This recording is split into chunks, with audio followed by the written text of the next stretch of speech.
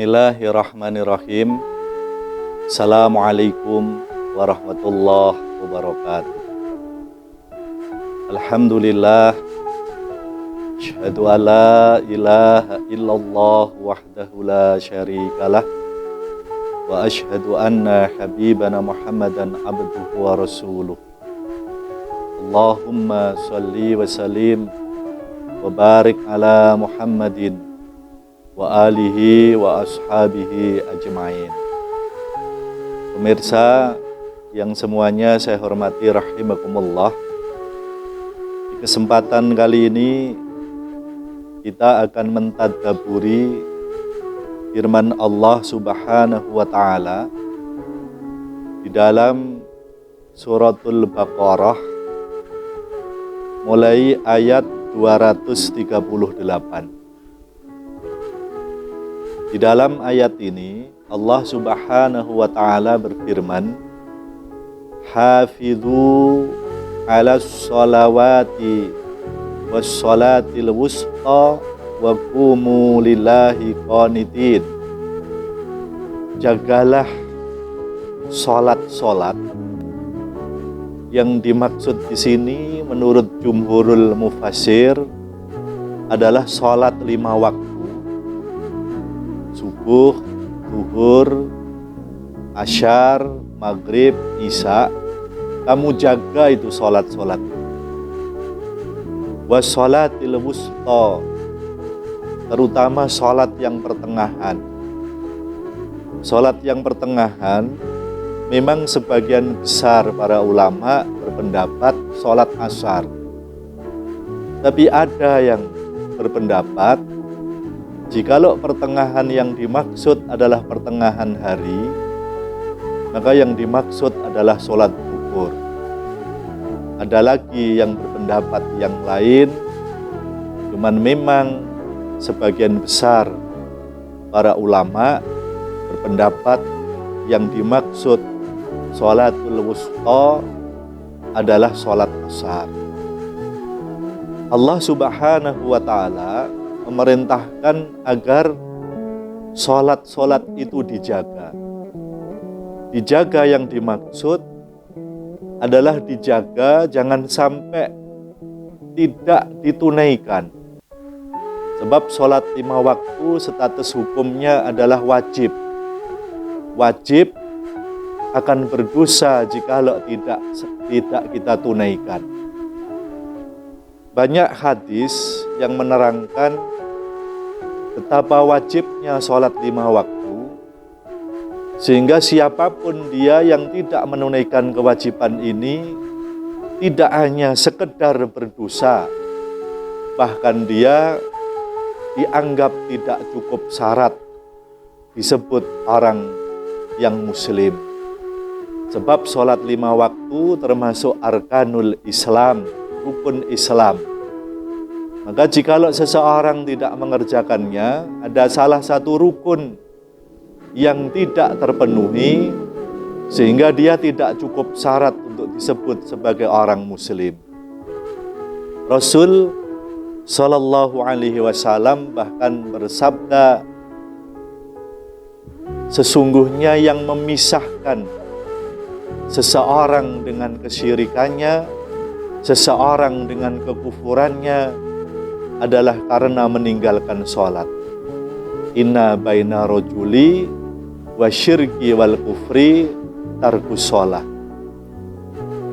Pemirsa yang saya hormati rahimakumullah, oleh sebab itu menjaga sebagaimana yang diperintahkan oleh Allah, hafidhu, itu adalah menjaga dalam arti menunaikan, mengerjakan. Jangan sampai kita tidak menunaikannya. Betapa banyak orang-orang yang tidak tahu akan hal ini. Mereka menjadi orang-orang yang tidak menegakkan sholat, tidak menunaikan kewajiban ini. Dianggap sholat adalah perbuatan yang sekedar baik saja. Jikalau melakukan itu baik, namun tidak menunaikan dianggap tidak apa-apa. Sehingga seperti mandub, seperti sekedar sunnah saja.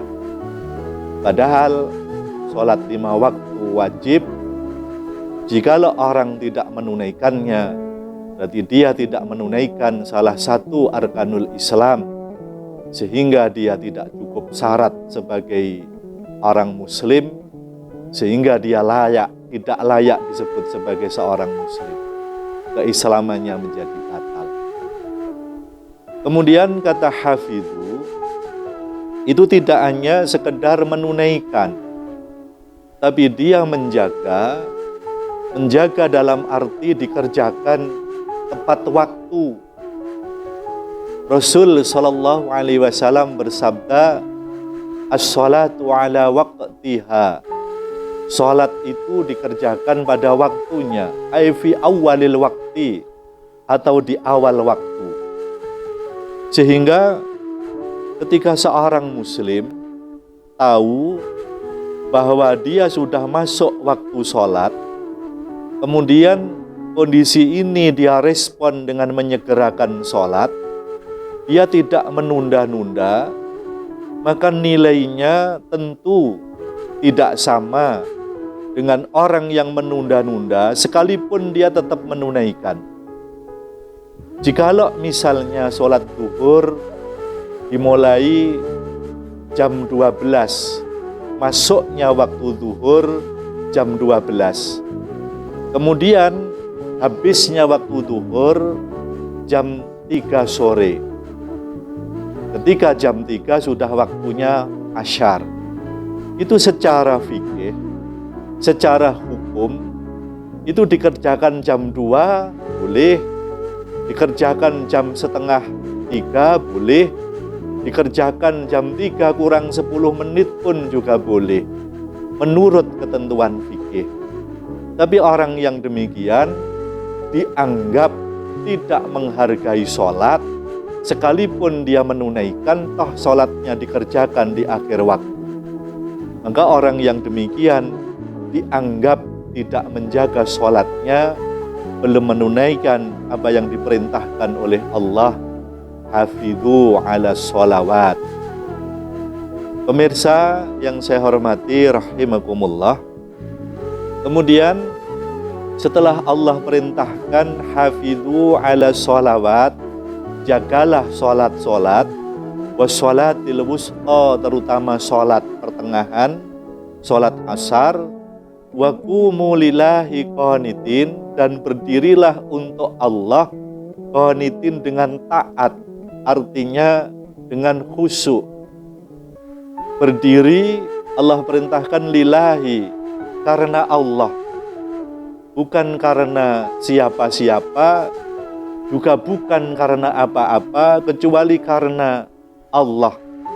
Artinya karena mengharapkan ridho Allah, karena ingin mendapatkan rahmat Allah, boleh berharap apapun asal dari Allah, sehingga tidak ada bentuk-bentuk pengharapan dari selain Allah. Pemirsa yang saya hormati rahimakumullah, oleh sebab itu terkait dengan sholat kita, maka haram ada bentuk-bentuk pengharapan terkait dengan penyelenggaraan ini dari selain Allah. Misalnya ingin mendapatkan pujian, misalnya sholat dikerjakan untuk pencitraan. Sholat kita diperintahkan untuk disuting, untuk ditayangkan di berbagai media, biar orang banyak tahu kita itu pandai sholat dan sebagainya. Jikalau sekedar publikasi, tidak ada keinginan dan tidak ada harapan dari selain Allah, tidak masalah.